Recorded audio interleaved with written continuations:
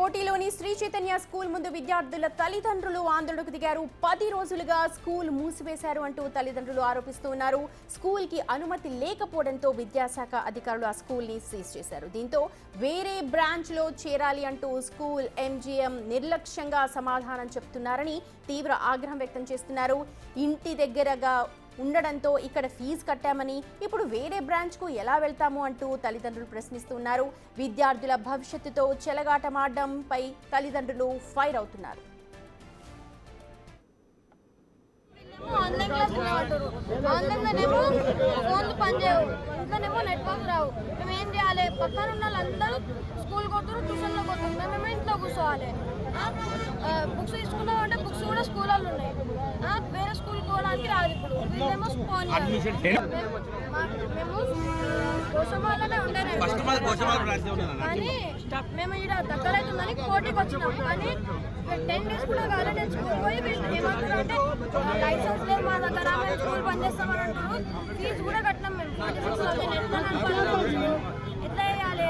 Books తీసుకున్నాం, డ్రెస్సెస్కి కూడా పైసలు ఇవ్వలేదు. 2,600, 10,000, 46,000 ఉన్నాయి ఇప్పుడు డ్యూ. వీళ్ళు ఇయ్యారు. ఏమన్నా అంటే ఏటీఎం సార్తో మాట్లాడండి, డిఎం సార్తో మాట్లాడుతున్నారంటారు. వాళ్ళతో మాట్లాడితే వాళ్ళేమో రెస్పాండ్ అయ్యారు. ఎన్ని కాల్స్ చేసినా వెళ్తారు. శ్రీ చైతన్య స్కూల్లో నేను లాస్ట్ ఇయర్ అడ్మిషన్ తీసుకున్నా. లాస్ట్ ఇయర్ మొత్తం బాగుండే, టీచర్స్ కూడా చాలా మంచిగా ఎడ్యుకేషన్ మంచిగా ఉందని ఇక్కడనే ఉంటే వీళ్ళేమో అసలు 2 weeks 1 week కోట్ ఆర్డర్ అని చెప్తున్నారు, కానీ ఏం మెసేజ్ పెడతలేరు, అసలు రెస్పాండ్ అవుతలేరు. మేము అడిగినా కూడా ప్రిన్సిపల్ మ్యామ్ ఏమో రిజైన్ చేసేసింది. ప్రిన్సిపల్ మ్యామ్ అడిగితే ప్రిన్సిపల్ మ్యామ్ కూడా ఏం చెప్తలేదు. ఏజీఎం సార్ అడగమంటున్నా. ఏజీఎం సార్ ఎక్కడ ఉంటాడో మాకేం తెలుసు.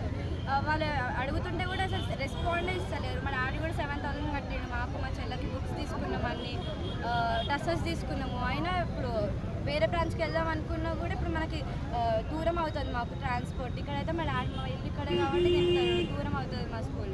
మాకు చాలా కష్టమైంది. కోటి పుత్లిపోలి బ్రాంచ్ ఒకటి కొత్తగా ఓపెన్ చేస్తారు. పోయిన సంవత్సరం ఓపెన్ చేశారు. మరి గత సంవత్సరం 1000 మంది వరకు స్టూడెంట్స్ ఇక్కడ అడ్మిషన్లు తీసుకున్నారు.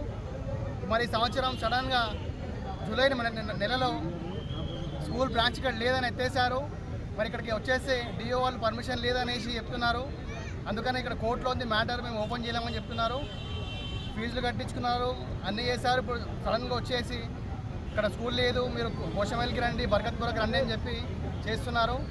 మరి ఇప్పుడు మేము ఎక్కడికి వెళ్ళాలనేసి పేరెంట్స్ అందరూ అయోమయంలో గురవుతున్నారు. ఇక్కడ ఉన్న బ్రాంచ్ని ఓపెన్ చేసేసి స్టడీ కంటిన్యూ చేయాలని కోరుకుంటున్నాం.